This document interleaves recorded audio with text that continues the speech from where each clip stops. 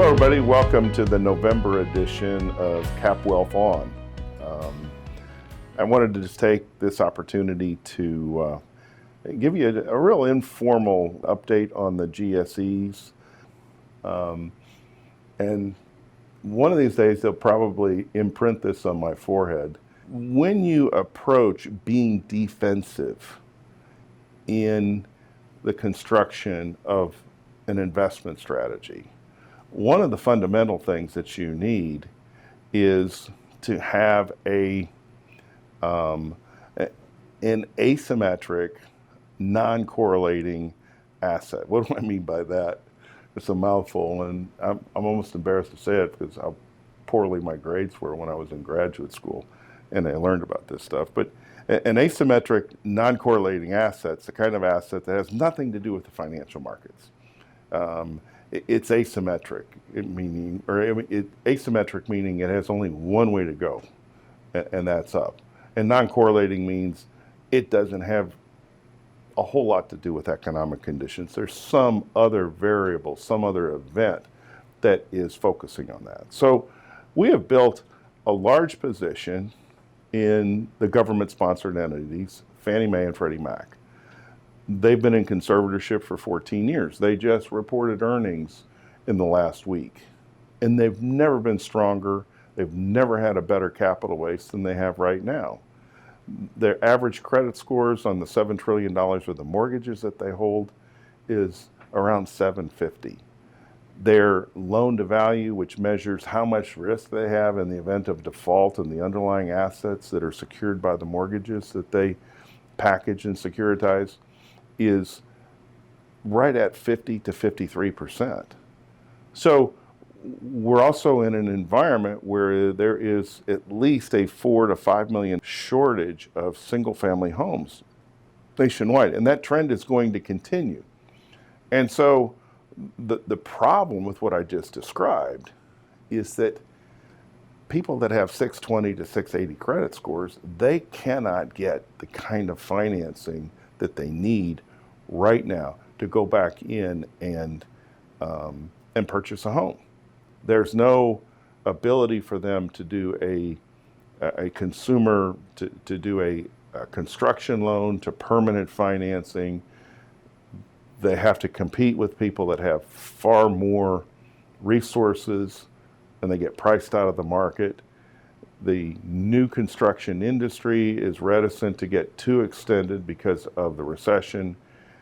And so this cries out for a solution to this 14-year problem of the conservatorship.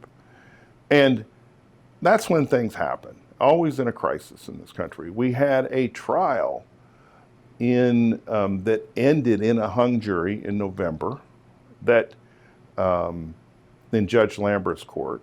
Jury couldn't reach a verdict, unanimous verdict, on whether or not the government failed in their responsibility to preferred shareholders like us and the covenant of good faith and fair dealing.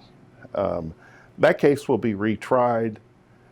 I believe we've reached the point where an administrative solution will prevail. And I say that based upon some of the data that they put forth within Fannie Mae and Freddie Mac and the FHFA themselves. So the Federal Housing Finance Administration, they oversee the conservatorship. And if you look at the chart that I'm going to put up in front of you now, if you look at 1.3 on there, it basically says, how do we get these entities out of conservatorship in a conservative manner? And then it sets various benchmarks in 13.1 and 13.2.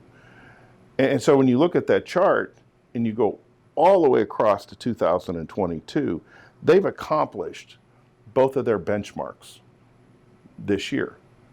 And as you look to the left of that chart, you can see very little was done in 17, 18, 19, and 20 and 21.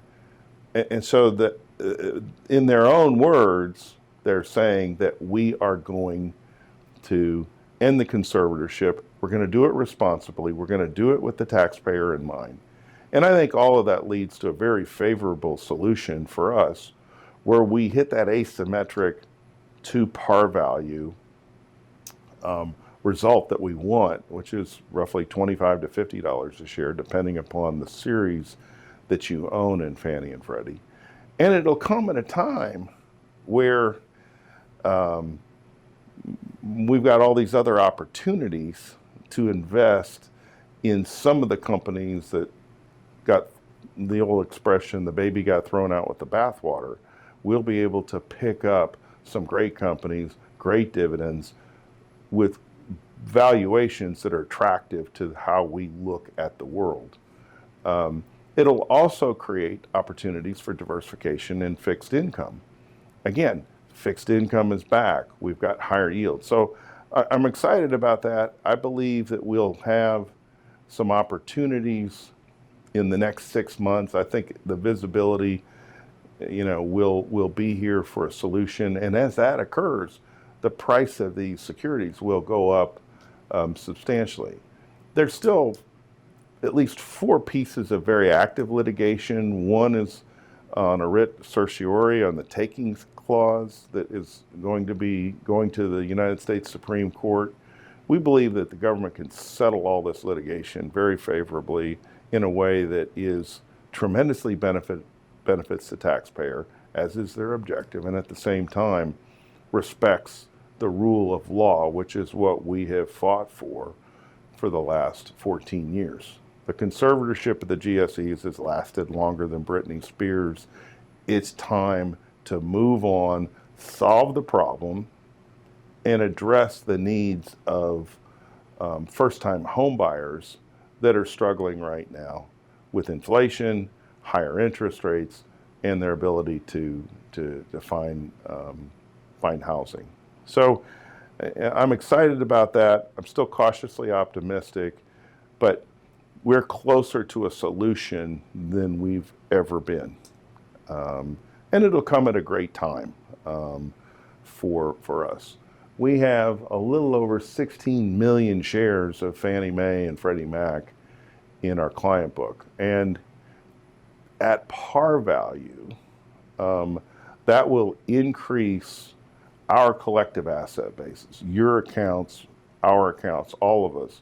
It'll increase the value of our accounts by over $300 million. Very substantial when you look at our current base of assets of approximately $1.1 billion, where we actively have discretionary authority over. So it's a big deal. It's time is really the variable that we're looking at in terms of when the outcome will be. That wraps it up. Thank you. If you have questions, this is the time to really get in there and ask. And we're going to be very, very proactive as we continue to respond to these events and opportunities. We look at them as opportunities as they unfold over the next year. I believe that we will be dealing with the inflation problem and higher interest rates at least through the first half of 2023.